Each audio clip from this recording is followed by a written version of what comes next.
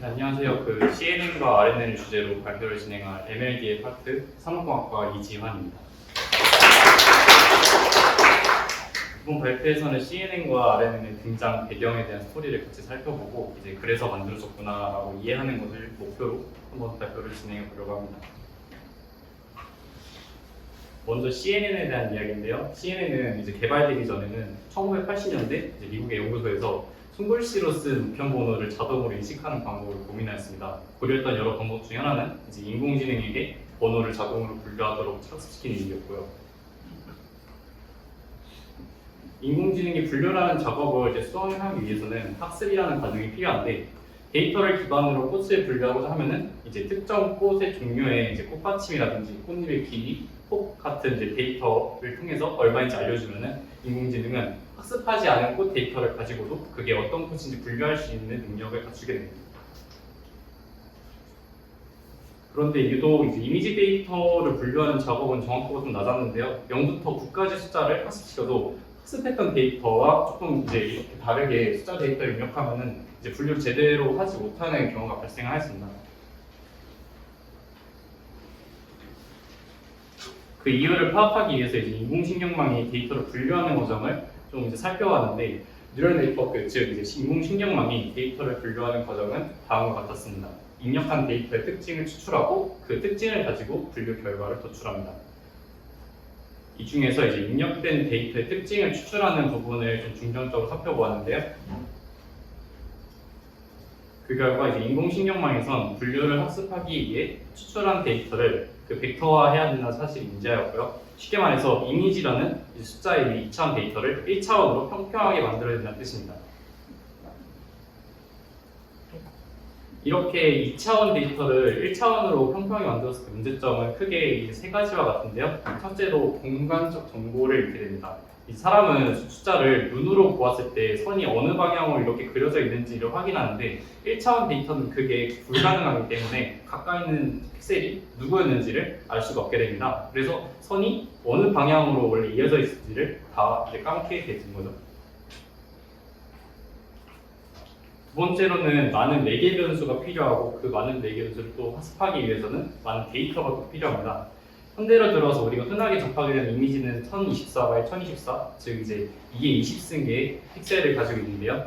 쉽게 말해서 이게 20승계 컬럼을 가지고 있다면 될 것 같습니다. 이렇게 많은 컬럼을 제대로 학습시키기 위해서는 많은 매개 변수를 또 학습시켜야 되고 이 많은 매개 변수를 제대로 학습시키기 위해서는 많은 데이터가 필요하다는 문제점이 발생했습니다. 마지막으로 약간의 변형만 좀 존재하더라도 다른 데이터로 인식한다는 건데요.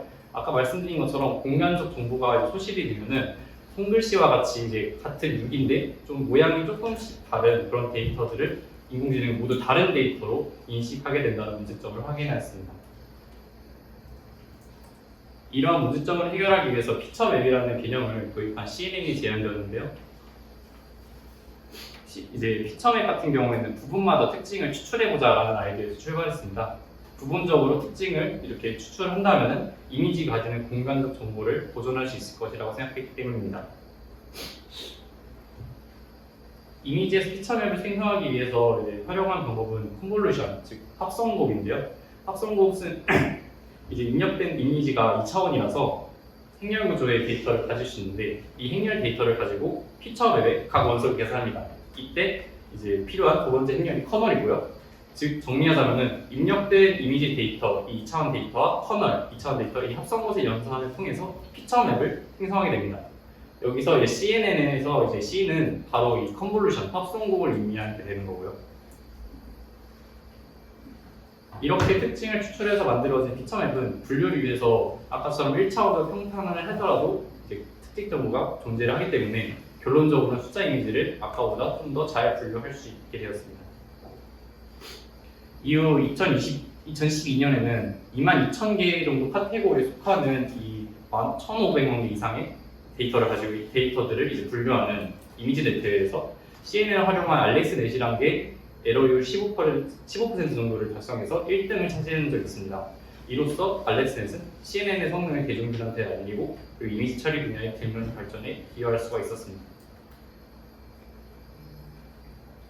다음으로는 RNN에 대한 이야기인데요. CNN이 이미지 데이터를 처리하기 위한 모델이었다면 RNN은 시퀀스 데이터를 처리하기 위해서 구성했습니다.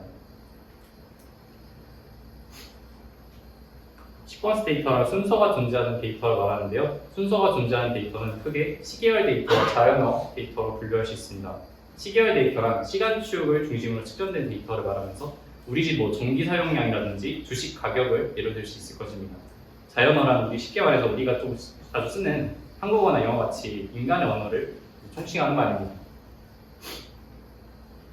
여기서 자연어를 예로 들었을 때 우리 다음과 같은 문장을 듣는다면 괄호에는 남성보다는 여성이라는 단어가 들어갈 확률이 높다는 사실을 알고 있는데요. 주어가 그녀였기 때문입니다.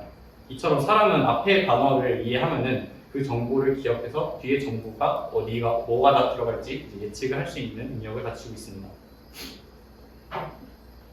그런데 전통적인 인공신경론에서는 좀 사람과 같은 방식으로 데이터는 처리가 불가능한데 입력한 데이터들이 서로 독립이어가지고 앞에 단어가 뒤에 단어에 영향을 끼칠 수 없다라는 가정이 존재했기 때문입니다. 그래서 이러한 문제점을 해결하기 위해 가지고 순환이라는 개념을 도입해서 RNN이 대연되었습니다. 앞서 말씀드린 것처럼 입력한 데이터들이 모두 독립이라고 가정을 한다면 앞에 정보가 뒤에 정보에 영향을 주는 시퀀스 데이터들을 제대로 처리할 수 없는데요.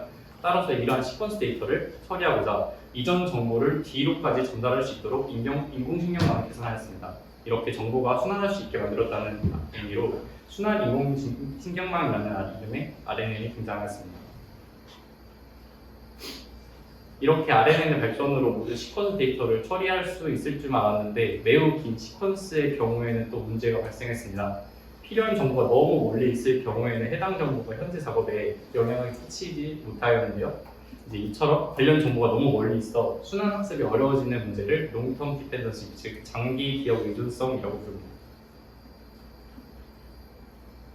이러한 장기 의존성 문제를 해결하기 위해서 RNN에 일종의 컨베이어 벨트를 깔고 이 컨베이어 벨트 안에서 옛날 정보를 얼마나 가져올지 또 얼마나 버릴지를 선택할 수 있도록 만들었습니다.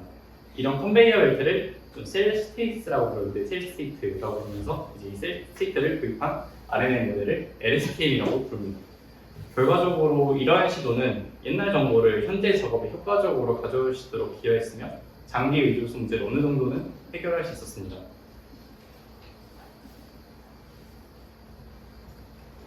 그럼에도 불구하고 아직 장기 의존성 문제가 완전히 해결되지 않았고 번역 작업에서는 또 어떤 정보, 이전 정보의 중에서 어떤 정보를 좀 더 제대로 활용할 것인지를 잘 몰랐습니다. 그래가지고 이러한 이 RNN의 문제점들을 해결하기 위해서 입력한 시퀀스 데이터 중에서 중요하게 보아야 할 부분을 더 집중하자라는 어텐션 메커니즘이 제안되는데요. 즉 현재 작업에 있어 입력한 단어들 중에 연관성이 있는 단어들을 가중치를 높게 설정하였습니다. 이렇게 하면은 또 정보를 더 효율적으로 활용할 수가 있었는데요. 어텐션에 대한 더 구체적인 설명은 이전 TTS 시간에 성근님께서 설명해 주신 트랜스포머 자료를 좀 더 참고하면 좋을 것 같습니다. 결론적으로 CNN은 이미지 처리 그리고 RNN은 시퀀스 데이터 처리를 위한 딥러닝 분야를 발전시키는데 이까지 할 수 있었고요. 이번 재발표가 CNN과 RNN에 대해 조금이나마 이해하는 시간이 되었으면 하는 바람으로 발표를 마치겠습니다. 감사합니다.